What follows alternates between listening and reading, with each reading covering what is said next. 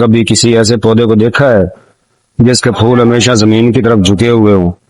یہی انوکھی خصوصیات اس جڑی بوٹی کو دوسروں سے منفرد بناتی ہے۔ اس پودے کو برے صغیر کے مختلف علاقوں میں اوندا ہولی، اندھا ہولی یا ادا پشپوئی کہا جاتا ہے، جبکہ اس کا سائنسی نام ٹریکوڈیسما انڈیکم ہے۔ یہ ایک خودرو جڑی بوٹی ہے جو عام طور پر بنجر زمین، کھیتوں، چراگاہوں اور سڑکوں کنارے قدرتی طور پر اگتی ہے۔ اس کا تنا اور پتے باریک اور کھردرے روم سے بڑے ہوتے ہیں، جبکہ اس کے پھول سفید، ہلکے نیلے یا بنفشی رنگ کے ہوتے ہیں۔ یہ دو قسم کی ہوتی ہے۔ اس کی سب سے نمایاں پہچان یہ ہے کہ اس کے پھول ہمیشہ نیچے کی طرف جھکے رہتے ہیں، اور یہی وجہ ہے کہ اسے اوندا ہولی کہا جاتا ہے۔ صدیوں سے اس پودے کو تریاک آیورویدک اور دیسی اہم مقام حاصل ہے۔ یونانی میں بھی بہت اعلیٰ قدیم اتباع اس کے مطابق اس میں سوزش کی کم کرنے، درد میں آرام پہنچانے، زخم بھرنے اور بعض جلدی امراض میں معاون خصوصیات موجود ہیں۔ روایتی طور پر اسے بخار، جسمانی ورم اور پیشاب کی بعض تکلیف میں بھی استعمال کیا جاتا ہے۔ جدید سائنسی تحقیقات سے بھی معلوم ہوا ہے کہ اس پودے میں قدرتی اینٹی آکسیڈنٹ اور دیگر مفید نباتاتی مرکبات پائے جاتے ہیں۔ ابتدائی مطالعے کے مطابق اس میں anti inflammatory, antimicrobial, antioxidant, درد کم کرنے اور بخار میں معاون زہروں کا تریاک، خصوصی سانپ کے زہر کا تریاک ہے۔ اس پودے کی شناخت درست ہونا انتہائی ضروری ہے، کیونکہ بہت سی جڑی بوٹیاں شکل اور صورت میں ایک جیسی دکھائی دیتی ہیں۔ غلط پودے کا استعمال نقصان دہ ثابت ہو سکتا ہے، اسی لیے کسی بھی دوا یا نسخے میں استعمال سے پہلے مستند حکیم یا ماہر نباتات کو دکھا کر استعمال کریں۔ اگر آپ اس بوٹی کو دوا کے طور پر استعمال کرنا چاہتے ہیں تو خود علاج سے گریز کریں۔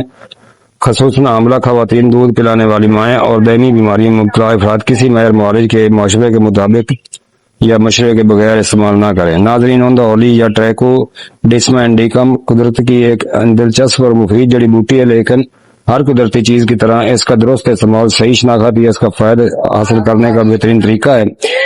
اب بتاتا ہوں اس میں کشتہ پارا کرنے کا طریقہ، جو میں پہلے بھی بیان کر چکا ہوں۔ اس میں کشتہ سنکھ بھی بہت اعلیٰ بنتا ہے، جو زہروں کا تریاک ہے، جو پھر کسی ویڈیو میں بیان کروں گا۔ فی الحال کشتہ پارا ملاحظہ کریں۔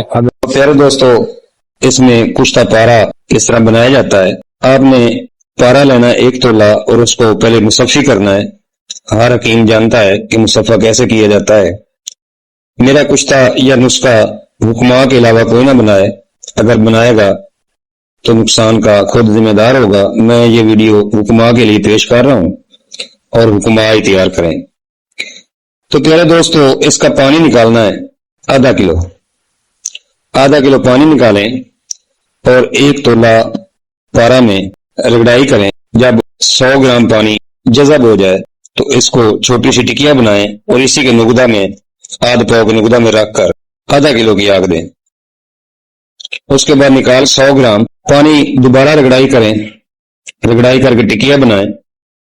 ٹکیاں بنا کر آپ 1 کلو کی آگ دوبارہ اسی طریقے سے دیں۔ اسی طرح 5 آگے دیں۔ اعلیٰ قسم کا کشتہ تیار ہوگا پارا کا، جو کہ مردانہ کمزوری اور اعصاب اور آنکھوں کی نظر کے لیے بہت اعلیٰ چیز ہوگا۔ تو پیارے دوستو، یہ تھی اوندا ہولی۔ انشاءاللہ اگلی ویڈیو بھی اسی طرح دوستوں کے لیے پیش کروں گا۔ اگر آپ کو آج کی یہ معلومات پسند آئی ہو تو ویڈیو کو ضرور لائک کریں، اپنے دوستوں کے ساتھ شیئر کریں، اور اگر آپ نے ابھی تک ہمارے چینل کو سبسکرائب نہیں کیا تو ابھی سبسکرائب کر کے بیل آئیکن بھی دبا دیں، تاکہ جڑی بوٹیوں کی یونانی طب اور صحت سے متعلق مستند معلومات آپ تک بر وقت پہنچتی رہے۔